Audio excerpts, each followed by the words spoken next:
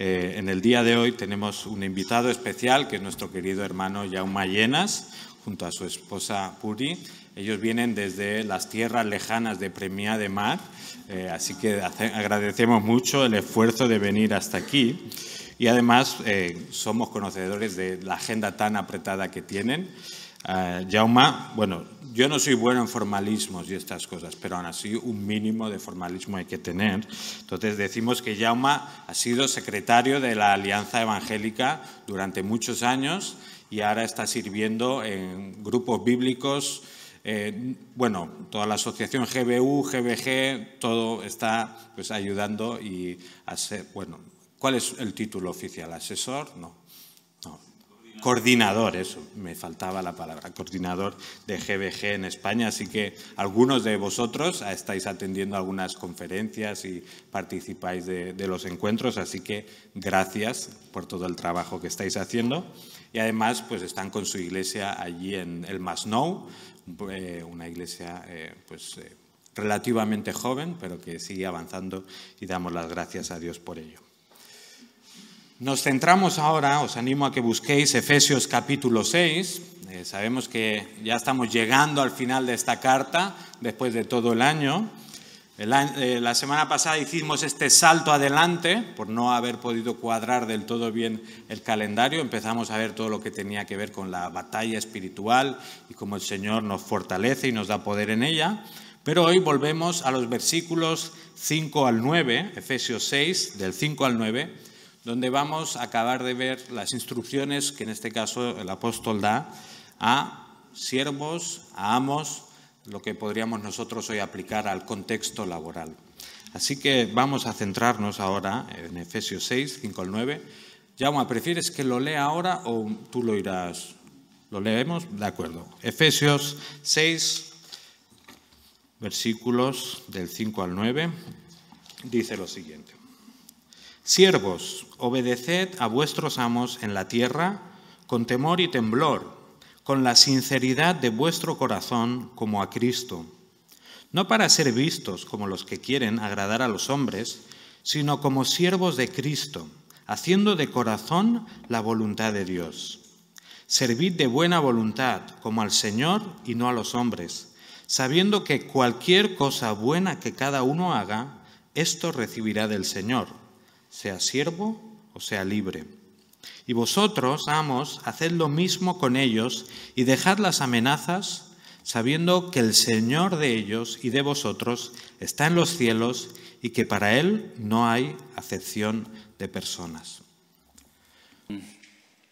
Una pregunta, ¿qué es lo que más ha cambiado nuestra sociedad desde el inicio?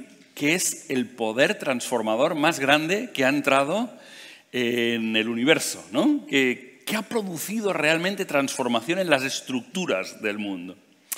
Hace poco más de un siglo, 150 años más o menos, algunos acusaron al cristianismo de ser el opio del pueblo, lo que mantenía a la gente controlada, sumisa, y para que nada cambiara, para que todo estuviera en el mismo lugar, para que los que estaban arriba siguieran arriba, para los que estuvieran abajo siguieran abajo y que nada cambiara a lo largo del tiempo. Y el cristianismo era el vehículo para conseguir que esto fuera así. Que los débiles siempre fueran débiles, que los poderosos siempre fueran poderosos, que la gente pensara en el cielo en lugar de pensar en otras cosas, en lugar de cambiar cosas en la tierra, que estuvieran todo el día pensando en lo que vendría algún día, pero que no tocaran nada aquí en la tierra. En lugar de eso se presentaba una gran alternativa. La alternativa era la revolución. La alternativa era que el pueblo tomara en sus manos la historia, que aquellos que son los proletarios, la palabra proletarios viene de aquellos que solo tienen su prole, es decir, sus hijos para seguir y para producir, ¿no? Que esos fueran los que tomaran en las manos su propio destino, que se rebelaran y que hicieran lo que se llamaba la lucha de clases, es decir, que como clase fueran conscientes de la situación en la que estaba, que se rebelaran contra ello y que trataran de cambiar la situación. Trataran de traer la igualdad, trataran de traer la libertad la dictadura del proletariado sería la manera de mantener esa revolución, de mantener ese estado nuevo de las cosas. Bueno, hoy tenemos un poquito de distancia histórica, porque estamos a 150 años, un poco más, de aquello, para ver en qué terminó todo aquello. Creo que uno de los símbolos más potentes de cómo terminó todo aquello es el muro de Berlín. El muro de Berlín era una pared que impedía que unos pasaran al lado de los otros. Claro, te lo pintan así y tú dices, todo el mundo del lado occidental tendría que haber deseado pasarse a este sueño maravilloso de la libertad, de la igualdad, de una sociedad sin clases. Esto hubiera sido el deseo. Es decir, toda la gente del lado occidental tenía que pasarse al lado oriental, pero no era así. No era así. El muro lo que hacía era que una especie de inmensa prisión, una prisión gigantesca que tenía para que los del lado en donde en teoría había la libertad, donde en teoría había la igualdad, no se pasaran para este lado de aquí. Construyeron unas prisiones gigantescas, países que eran auténticas prisiones de los cuales no se podía salir. Este es el sueño.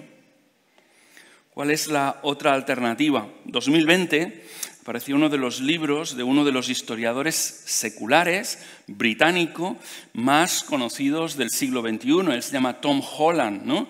Y el libro de Tom Holland está traducido al castellano, se llama Dominio, una nueva historia del cristianismo. Y lo que muestra esta historia es cómo el verdadero poder transformador, lo que ha dado forma a Europa, lo que ha hecho que Europa sea Europa, lo que ha hecho que seamos la sociedad más igualitaria de todas, la sociedad donde el mundo entero quiere venir a parar aquí, donde hay más seguridad, donde hay más igualdad entre hombres y mujeres, donde hay menos opresión, donde hay más Estado de Derecho, sea el lugar en donde el cristianismo ha estado operando por 1700 años. Entonces, claro, esto es la historia. Nuestra sociedad es una sociedad marcada por el cristianismo.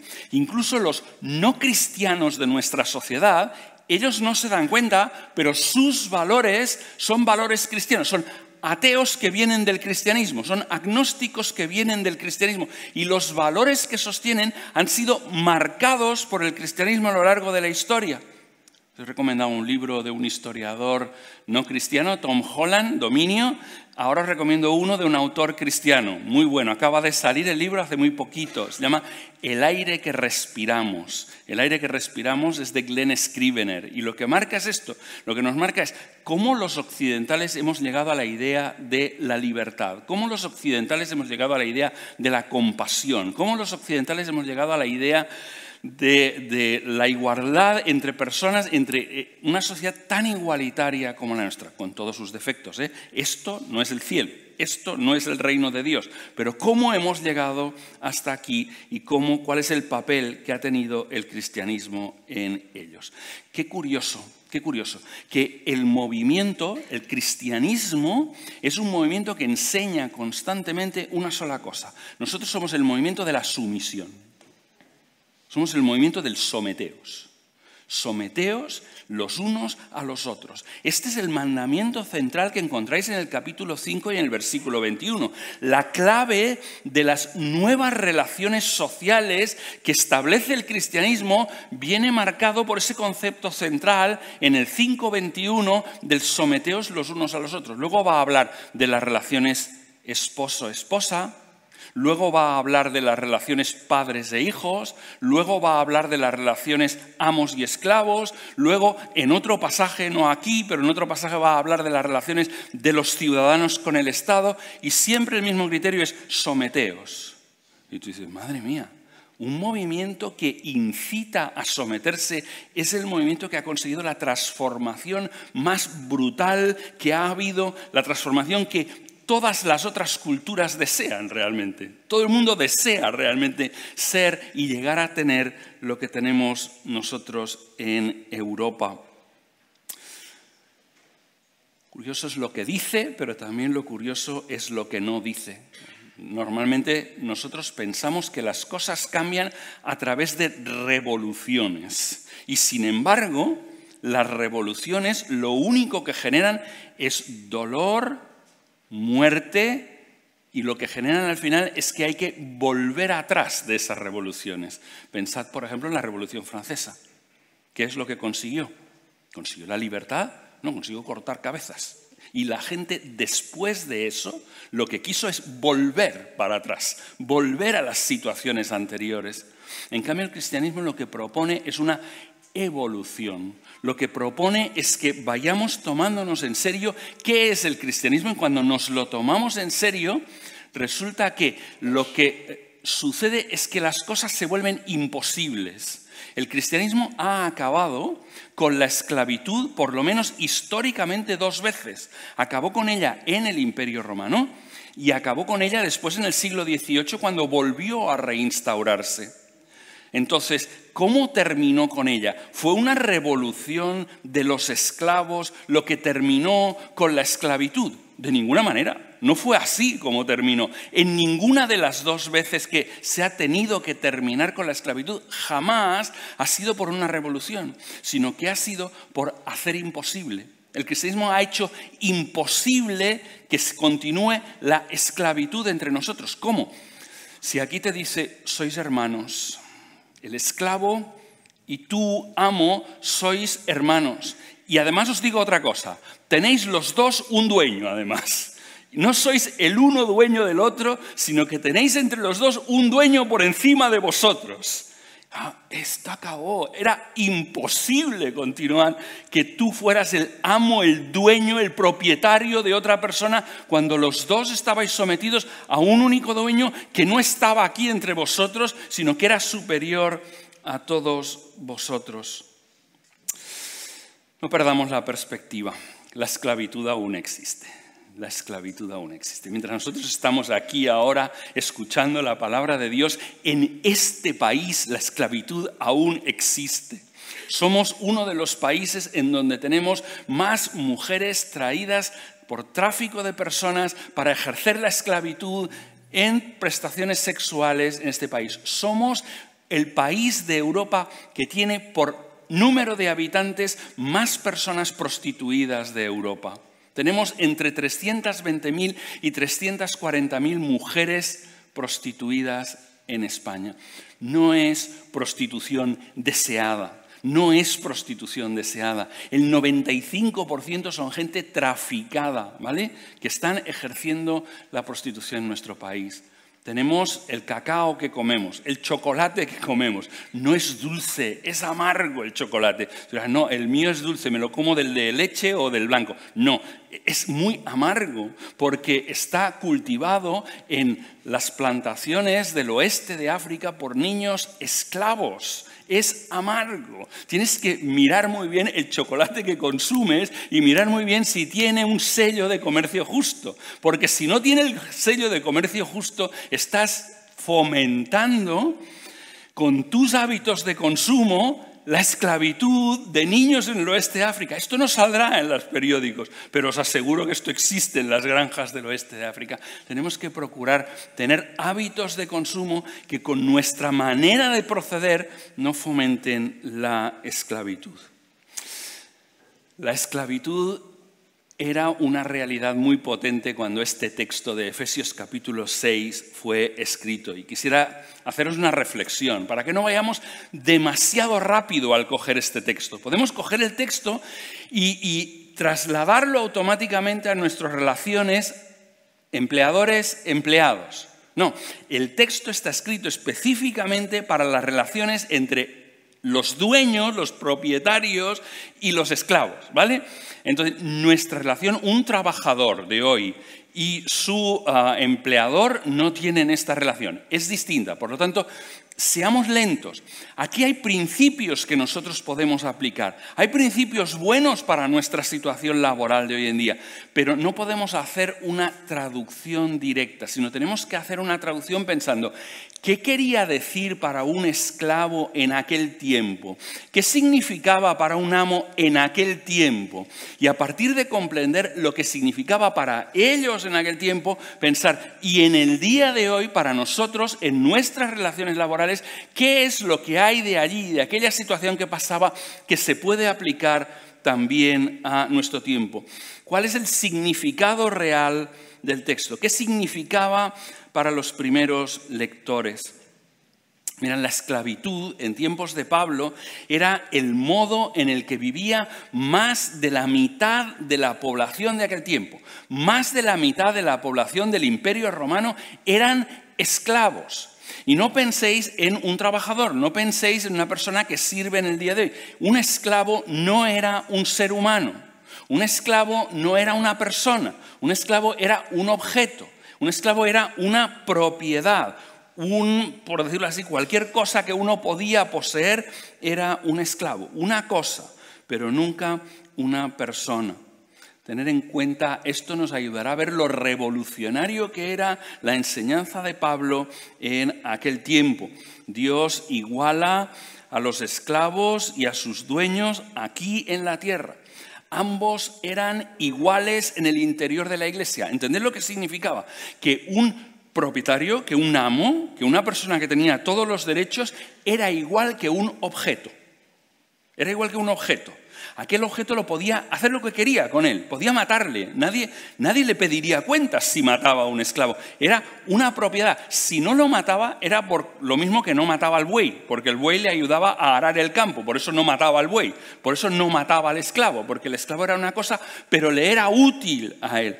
Pero en cambio luego venían a la iglesia y se habían convertido los dos, y los dos eran cristianos. Y cuando venían a la iglesia, en la iglesia resulta que el amo y el esclavo eran lo mismo. Eran, la palabra es muy importante, nosotros la hemos, vamos a decir, devaluado. Eran hermanos. Son de la misma familia. Ahora de golpe, este y yo, que yo le podría matar, somos de la misma familia. Somos hermanos. Es una cosa. En la iglesia, el esclavo podría ser el anciano, podría ser el pastor de su dueño. Esto era lo que era posible en la iglesia. Tener la experiencia revolucionaria que representa en la iglesia igualarles, no igualarles, sino que la posibilidad de que uno fuera incluso el que cuidara espiritualmente del otro, del que solo le consideraba una cosa. Revolucionario. Revolucionario. Esta es la revolución que cambió el mundo. Esta es la revolución que lo puso todo. A estos que les decía, someteos los unos a los otros. Someteos, ¿no? Madre mía, cómo esto cambia la forma de relacionarse el uno con el otro. 3 enseñanzas importantes de este pasaje que sirven tanto para aquel tiempo como para el nuestro, ¿vale? 3 enseñanzas. La primera va a ser que la sumisión no es una cuestión exterior, sino que tiene que ver con el interior de la persona. Esta es la primera.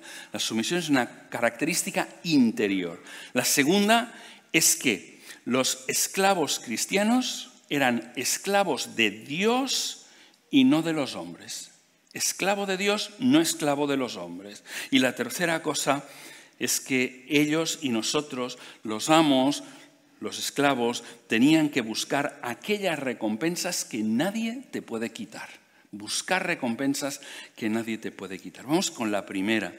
La sumisión no es algo meramente exterior, sino que es una actitud interior. Está en los versículos 5 y 6, en donde Pablo insiste tanto por vía positiva como por vía negativa en la obediencia. Mirad cómo comienza el versículo 5. Siervos, obedeced.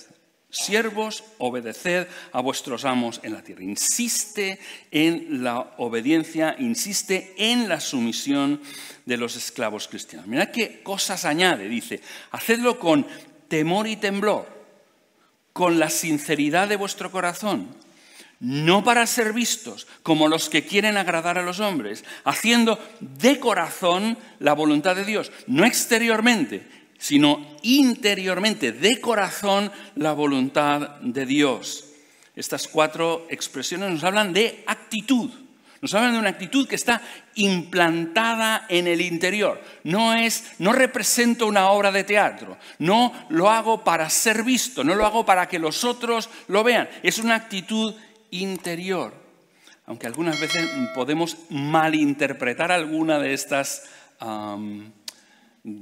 expresiones. La expresión con temor y temblor. ¿Qué quiere decir? Que los esclavos tenían que tener miedo de los amos. ¿Es esta la intención? Bueno, si vamos a mirar cómo Pablo utiliza en otros lugares la expresión con temor y temblor, nos daremos cuenta de matices importantes que tiene. Quiero sugeriros que la actitud de temor y temblor tiene que ver más con el carácter de la persona, que tiene que ver más con humildad y profunda dependencia de Dios, más que con miedo al amo, ¿vale? Sino con humildad y con profunda dependencia de Dios. Mirad, por ejemplo, cómo Pablo utiliza esa expresión cuando escribe a los Corintios. Les dice, estuve con vosotros con debilidad y con temor y mucho temblor, les dice. Debilidad, temor, temblor. ¿Qué quiere decir? ¿Que Pablo les tenía miedo a los corintios? Para nada, no les tenía ningún miedo,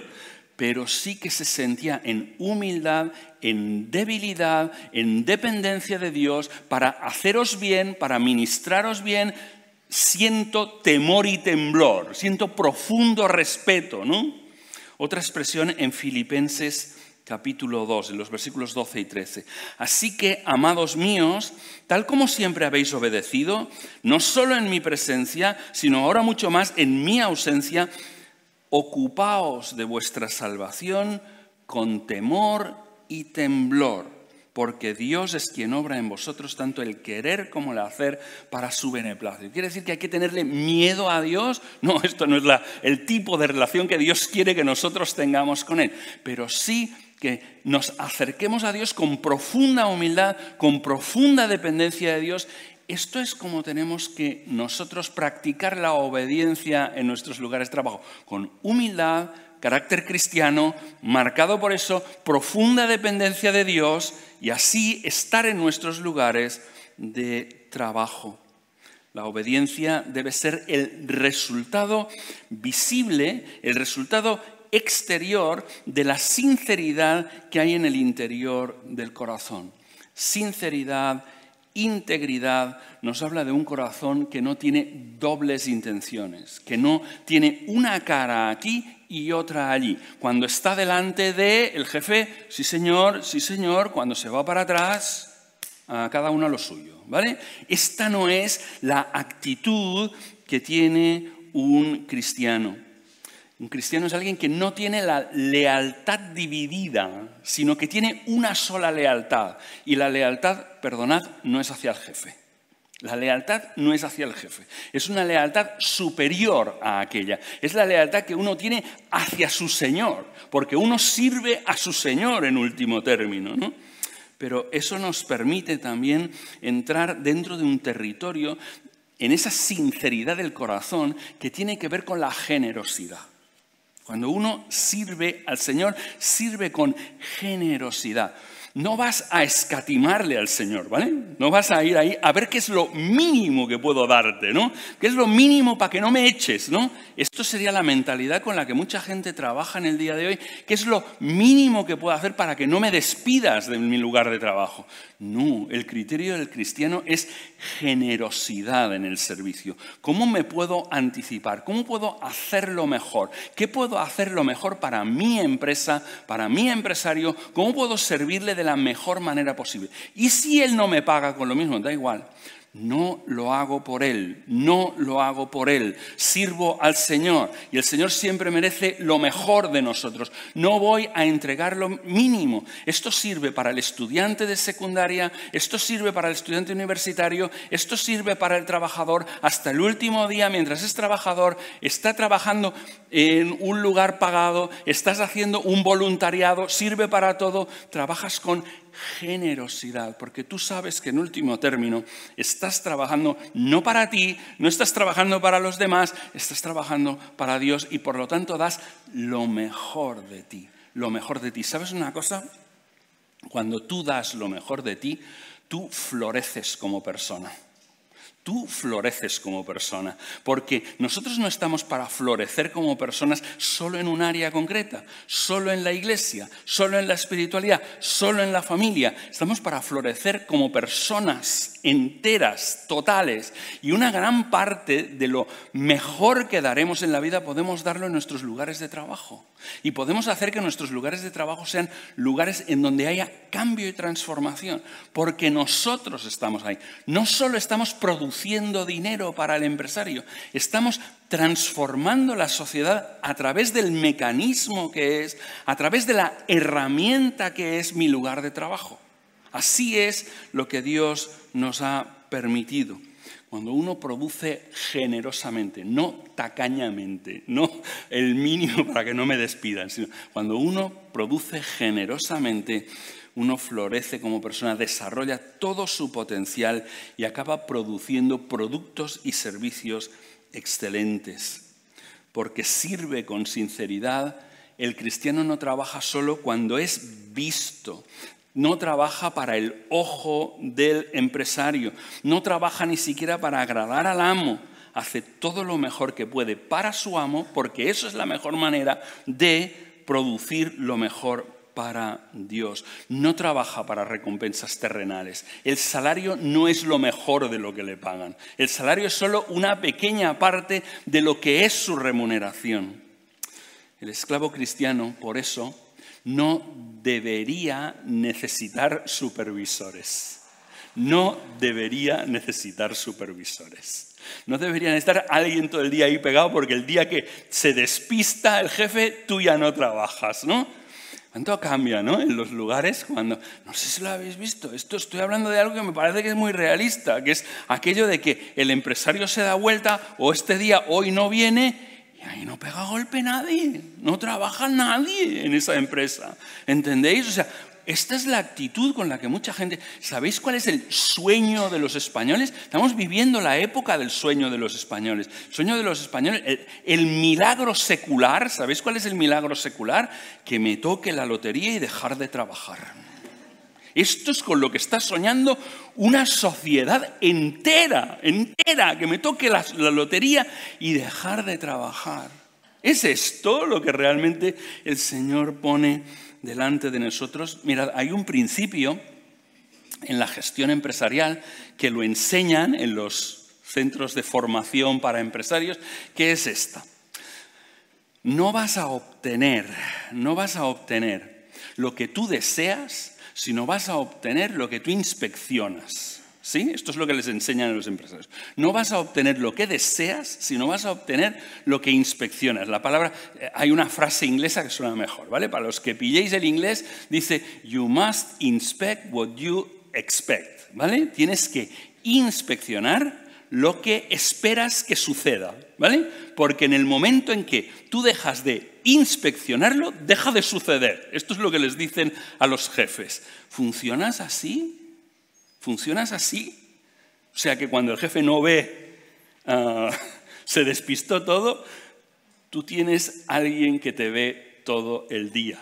Tú trabajas para la gloria de ese que te ve todo el día. Tú no trabajas para producir el bien escaso, porque el bien escaso no es la ofrenda que tú quieres llevar a Dios. Y lo que tú trabajas es tu ofrenda delante de Dios. No la que traes aquí, sino la que produces para Él, ¿vale? Y produces para Él, produciendo para tu empresa, produciendo para el amo, produciendo para quien sea. Recibes órdenes del amo, pero realmente Él no manda, sino que el que manda es aquel que te ve todo el día y no te ve todo el día para castigarte, sino te ve todo el día porque te cuida y te quiere. Este es el que, para aquel al quien trabajas. Este es el primer punto. Es una actitud interna, no una representación teatral, sino una actitud interna. Segunda cosa, los esclavos cristianos son esclavos de Dios y no son esclavos de los hombres, son esclavos de Dios. Jesús nos lo advirtió. Dice, nadie puede servir a dos señores, porque amará a uno y odiará al otro, o viceversa. Por lo tanto, los cristianos lo que tienen que evitar es la lealtad dividida. Y tú tienes que decir para quién trabajas. ¿Trabajas para tu empresa? ¿Trabajas para el jefe? ¿O trabajas para Dios? Solo tienes que tener un Señor. Sigues las instrucciones de tu amo, sigues las instrucciones de tu jefe. El servicio bendice a tu jefe, pero realmente tú estás sirviendo a Dios. Si te equivocas en esto, estás equivocando en el para quién vives. Tú vives para el Señor. Por lo tanto, sirve a Dios, no sirvas a nadie más y eso te va a dar mucha libertad. Debes evitar a toda costa la lealtad dividida y esta se produce cuando uno tiene más de un dueño. El cristiano solo tiene un dueño. Los cristianos trabajan en el lugar de misión al que Dios les ha enviado. Escúchame bien. Trabajas en el lugar de misión donde Dios te ha enviado. El lugar en el que estás, la empresa en la que sirves, es tu lugar de misión. Misión significa sitio donde Dios me envió. Missio es una palabra latina que significa enviar, ¿vale? Esto es cómo funciona. Tú no estás en el lugar de trabajo en el que estás porque un día el departamento de personal te seleccionó. Sorpresa, no estás por esto. No estás ahí porque era el único sitio donde podías ir a trabajar, no te querían en ningún sitio más y te cogieron ahí cuando no encontrabas ningún trabajo. Tú no estás ahí por eso. Tú estás ahí porque el Señor te envió a ese lugar. Y tienes que entender claramente para qué estás en este lugar. ¿Entiendes? Porque es tu lugar de misión. Has sido enviado ahí con el objetivo de la misión. Y la misión es destruir todas las obras del mal, es destruir el mal y poner el bien, es edificar el reino en el lugar donde Dios te ha puesto. Estás ahí porque a través de ese lugar tú puedes construir el reino, puedes causar impacto del reino en cada esfera de la sociedad. Y el Señor te ha encargado ese lugar concreto en el que estás. Igual dirás, pues mi lugar de trabajo es un fastidio, porque es verdad, los lugares de trabajo están afectados por el mal. No hay lugar de trabajo, no hay ni uno solo en el que no experimentes los espinos y los cardos. El Señor nos lo dijo, que la tierra te producirá espinos y cardos por la caída del ser humano. No hay lugar que no tenga espinos y cardos. Mira, no pagan por pasarlo bien, pagan para hacer un trabajo que es costoso. Para hacer una cosa que es difícil, es para eso que pagan. Me pagan para arreglar problemas, ¿entendéis? No para causarlos, ¿vale? No para causar problemas, me pagan para arreglarlos. Entonces, estoy en un sitio afectado por el mal, pero ese sitio afectado por el mal es el lugar que Dios me ha encargado, que Dios ha puesto en mis manos para que de alguna manera, aunque sea el último en la escala del lugar de trabajo, tengo capacidad de introducir elementos del reino que cambien las relaciones de todo el lugar de trabajo. No importa si en tu lugar de trabajo trabajan 4.000 o 5.000 personas.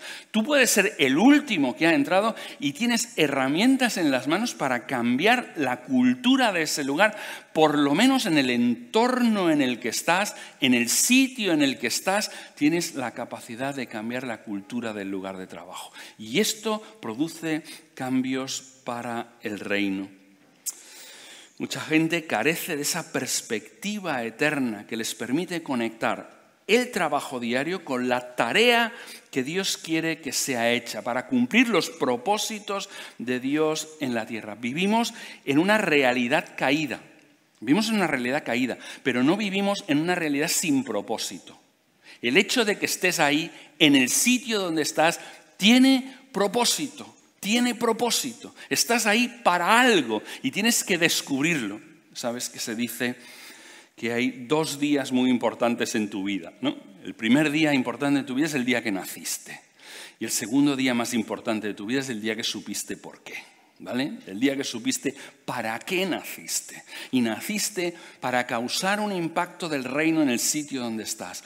Todos los cristianos somos personas enviadas por Dios para transformar la realidad en la que estamos. El texto habla de hacer de corazón la voluntad de Dios en el versículo 6. Y la pregunta es, ¿cuál es la voluntad de Dios? Y la voluntad de Dios, ¿sabes cuál es? Hay gente que pasa la vida preguntando cuál es la voluntad de Dios para mi vida. Yo te lo voy a decir hoy cuál es la voluntad de Dios para tu vida. El sitio en el que estás ahora.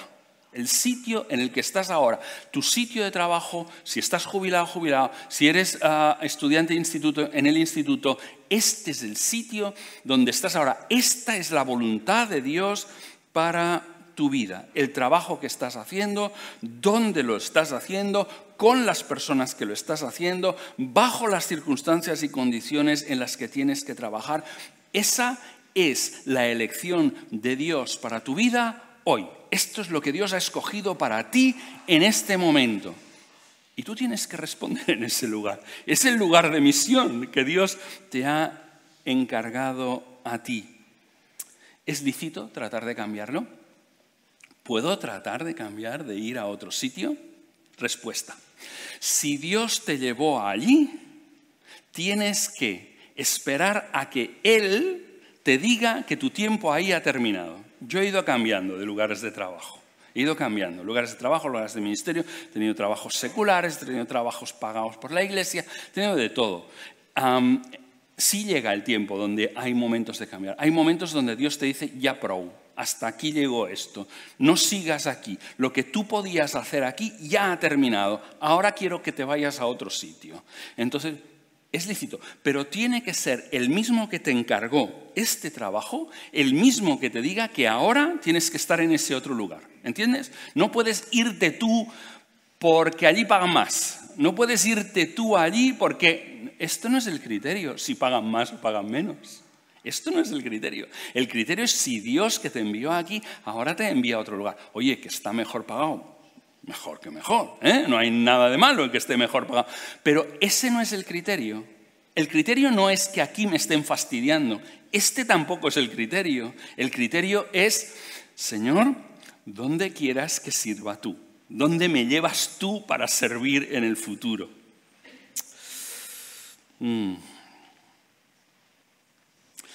Y esta es una enseñanza central. La enseñanza central es que hay un punto de referencia en nuestros lugares de trabajo. ¿Habéis visto en el versículo 5? En cada versículo se habla del Señor. En el versículo 5 dice, como a Cristo.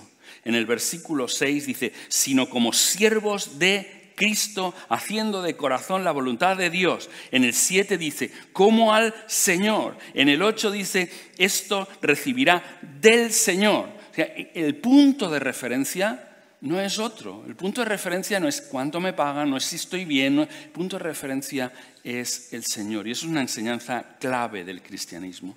Que la iglesia a la que estaba escribiendo Pablo comprendió enseguida. Mira, la primera declaración de fe de la primera iglesia fue esta. Jesús es el Señor. Esto es lo primero. La primera declaración de fe de la iglesia es Jesús es el Señor. Y eso significa que Jesús es el Señor, que es Señor de todas las esferas de la vida. Significa que no hay ninguna esfera de la vida, no hay nada de la experiencia humana sobre la cual Jesús no sea el Señor. Y también significa otra cosa, que no hay otro Señor que Jesús. Y esto los cristianos lo han proclamado y es costoso proclamar que no hay otro Señor que Jesús. Ellos tuvieron que rechazar cosas como, por ejemplo, lo que decía que el que era el Señor era el emperador. En Roma había un culto que era el culto al emperador. El culto al emperador no era tanto un culto a la persona del emperador. No es que adoraran a Octavio Augusto, sino que la adoración del emperador era una forma de adorar al Estado. Y a veces el Estado se convierte en dueño de las personas. A veces el Estado quiere ser adorado. En aquel tiempo y hoy en día. Os recuerdo una forma en la que el Estado quiere ser adorado. Una ministra del último gobierno, una ministra se llamaba Cela, no sé si la recordáis, estaba en educación ella. ¿Recordáis una frase famosa de la ministra Cela? Dijo, los hijos no son de los padres. ¡Puah! ¿No? Toma, los hijos no son de los padres. Si no son de los padres, los hijos menores, ¿de quién son? Yo os lo contesto de quién son del Estado. El Estado se convierte en el dueño de las personas. En los regímenes comunistas, en los regímenes autoritarios, comunistas o no, las personas son del Estado. El Estado es el dueño de las personas. El Estado es el dueño de tus hijos, ¿entiendes? Este es el problema. El Estado se endiosa. Y nosotros, y los cristianos, desde el primer día, ¿sabéis que a los cristianos en los primeros siglos de la historia les llamaban ateos? A ver, ¿cómo un cristiano puede ser un ateo, criatura? O sea, si el cristiano es alguien que adora a Dios. Claro, eran ateos porque no adoraban al Estado, porque no adoraban al emperador. Y como no adoraban al emperador, eran ateos los cristianos. No, queridos, Jesús es el Señor. Ellos no adoraban al Dios de la fertilidad, ni al Dios de los puentes y de los ríos, ni al Dios de las ciudades, ni al Dios del comercio. No adoraban a nadie, solo Jesús es el Señor. Y eso es una cosa que nosotros a día de hoy tenemos que volver a recuperar. Porque en nuestro tiempo el Estado tiene pretensiones, pero tienen otras pretensiones. Las grandes multinacionales, la multinacional que quiere que les sirvas a toda hora del día, mañana, tarde y noche, que no tengas tú un horario en el que estés desconectado, sino que trabajes todo tu tiempo para esta empresa que te paga mucho dinero, ¿no? Pero que a cambio te exige que estés constantemente localizable, ¿sabes? ¿De quién eres? Jesús es el Señor, solo Él es el Señor. No me debo a nadie más que Jesús es el Señor, ¿entendéis? O sea, porque hay pretensiones sobre nosotros. Los grandes poderes económicos en el día de hoy son el Señor, pero el cristianismo era radical entonces y lo es ahora. Jesús es el único Señor y además es Señor en todas las esferas de la vida. No hay ninguna que quede fuera del señorío de Cristo y la empresa tampoco es un lugar que quede fuera del señorío de Cristo. En la empresa no manda un señor que está allí en Estados Unidos o así cerquita de ti. Quien manda es Jesús. Y eso plantea un problema real cuando hay órdenes contrarias a la fidelidad que le debo a mi único dueño. Porque a veces el jefe, la gran empresa, todos pueden mandar cosas contrarias a las que yo le debo al Señor. A veces entran en contradicción mi empresa y el Señor, ¿sabes? Pero se te plantearán muchos menos problemas de conciencia al saber que solo tengo un único dueño. Solo obedezco al Señor cuando hay cuestiones de conflicto. Solo obedezco. Esto es obediencia costosa. Déjame decirte qué es lo que no significa. Lo que no significa el hecho de que yo solo obedezca al Señor. Que yo solo obedezco al Señor no es permiso para desobedecer órdenes que no me gustan. No es permiso para esto. No es para desobedecer órdenes que no me apetecen. No es para desobedecer cosas que no me encajan en mi manera de trabajar, que no coinciden con mis criterios. Que Jesús es el Señor no significa esto. Significa que tanto en los tiempos de Pablo como en los días de hoy, cuando hay una cuestión de fidelidad a Dios o fidelidad a la empresa, yo lo tengo muy claro. Mi fidelidad es con Dios, no con la empresa. Y esto es costoso.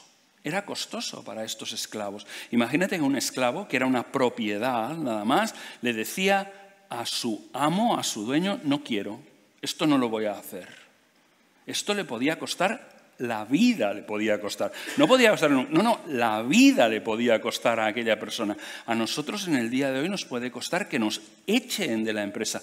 Y que te echen de la empresa en según qué sectores, a según qué edades, puede ser complicado, querido, que te echen de una empresa, porque puedes tener dificultades para encontrar otro trabajo. Y las dificultades son reales, no están en el mundo de las ideas, son dificultades verdaderas y reales.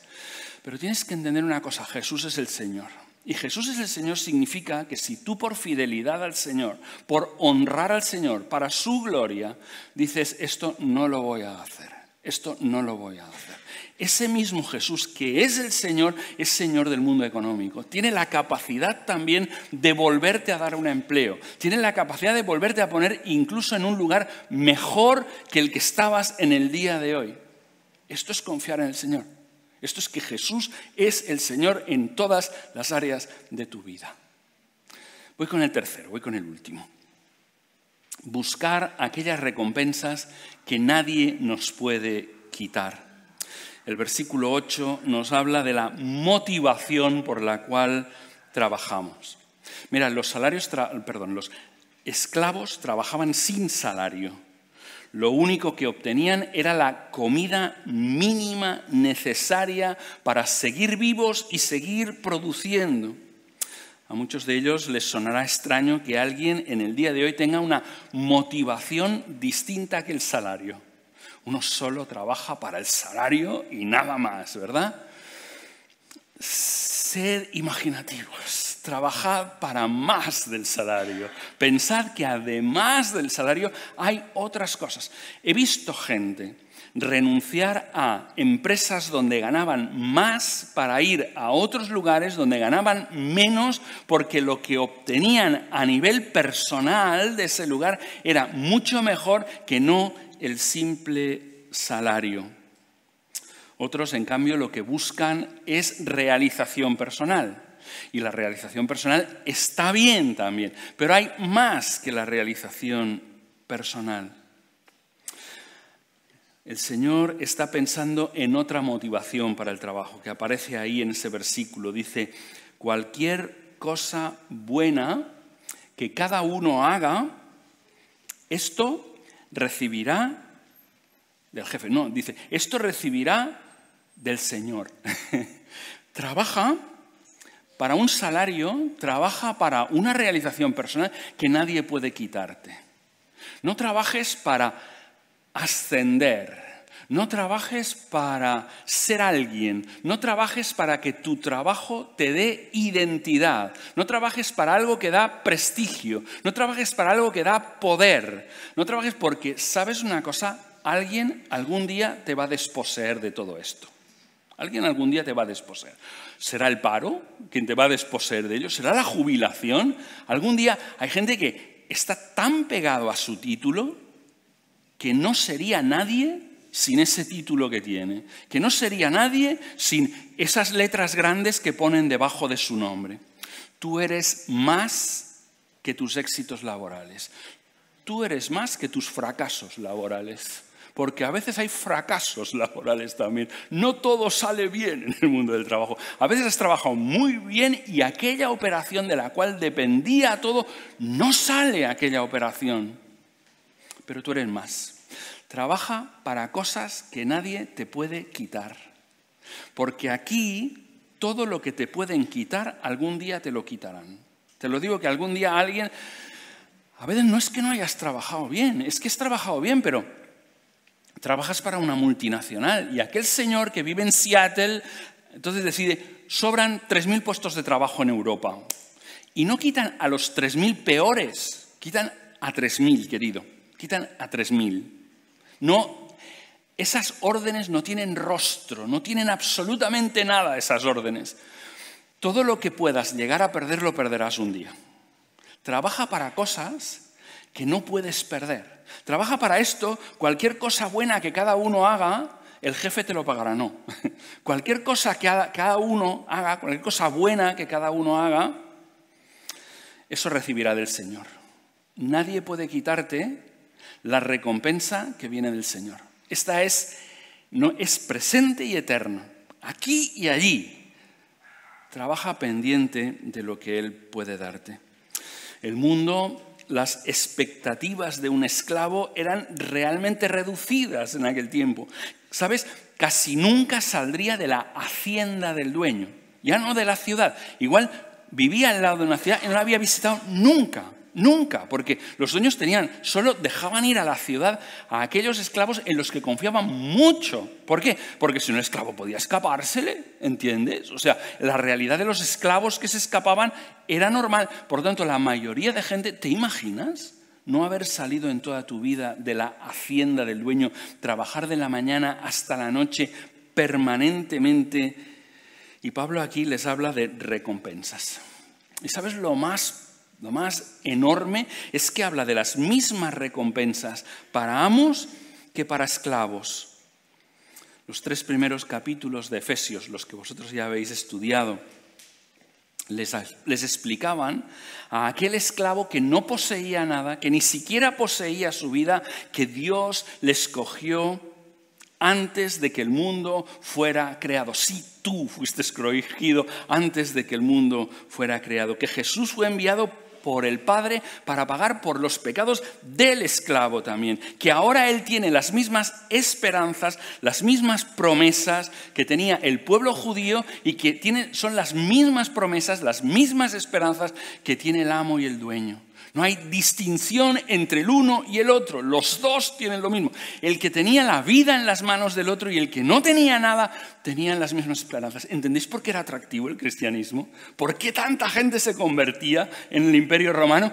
Porque de golpe soy igual que mi amo. No tengo más dueño que el Señor. Soy libre realmente. No tengo más límites que los límites. No saldré nunca de esta finca.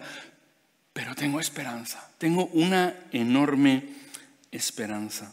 En Cristo he sido hecho heredero del universo. Mi dueño tiene una hacienda. Yo soy heredero del universo. Estoy ya sentado, dice el capítulo 2, con Cristo en lugares celestiales. Y tengo la esperanza que participaré de la gloria futura cuando Jesús regrese. Esto no me lo puede quitar nadie. No hay nadie que me lo pueda quitar. Nadie puede afectar absolutamente a nada de lo que el Señor me ha dado. ¿Entendéis? ¿Cuál es la esperanza para la que estás aquí? Para la que trabajas todos los días. ¿Cuál es la esperanza que te lleva a tu empresa todos los días? Porque hay más. Hay gente que se conforma con vivir vidas pequeñas, que se conforma con vivir por pagos pequeños, por salarios que ni siquiera pagan todo el esfuerzo que él hace. Pero nosotros como cristianos tenemos que ver mucho más allá. Nosotros tenemos que ver no solo lo que tenemos aquí ahora, sino qué misión me lleva a mi lugar de trabajo. ¿Qué me lleva ahí? ¿Para qué estoy ahí realmente? No solo, es verdad, tengo que mantenerme. Mi familia tiene facturas que pagar. Hay que pagar la hipoteca. Estas cosas son pagos reales que yo tengo que conseguir con mi salario. Pero hay mucho más. No solo estoy ahí fastidiado todo el día, sino estoy ahí con un propósito. El Señor me ha llevado allí con propósito. El Señor me ha llevado ahí para que yo lleve el reino, para que utilice la herramienta que es mi empresa para transformar mi empresa y a través de la empresa, porque la empresa tiene contacto con la sociedad, modificar la sociedad en la que estoy. Y a la vez el Señor quiere hacerme florecer a mí como persona en medio de ese contexto, a veces en medio de los espinos y los cardos, que hay muchos en las empresas. En medio de eso el Señor quiere verme florecer ahí. Esto es lo que quería deciros en el día y espero que os resulte interesante. Que lo penséis cuando mañana vayáis a trabajar. Por fin es lunes. Por fin es lunes. No por fin es viernes, no. Por fin es lunes. Id a la misión donde el Señor os ha enviado. Por fin es lunes, también es la frase favorita de un pastor, pero en otro sentido probablemente. Pero damos las gracias a Jaume por este mensaje tan retador, por conectar la palabra con aquello que vivimos diariamente, con aquello que experimentamos en nuestra vida. Y en este caso queremos responder al Señor. Entonces vamos a pedir que 2 o 3 personas puedan orar pidiendo al Señor que nos ayude a entender el propósito por el cual Dios nos ha puesto en nuestro lugar de trabajo, que nos ayude a trabajar no para los hombres, sino a trabajar para Dios y que nos ayude sobre todo pues también a tener esta actitud de humildad, de sometimiento, de una forma interna que se exprese también en obediencia externa. Así que, por favor, libremente 2 o 3 oraciones y luego seguimos con el culto.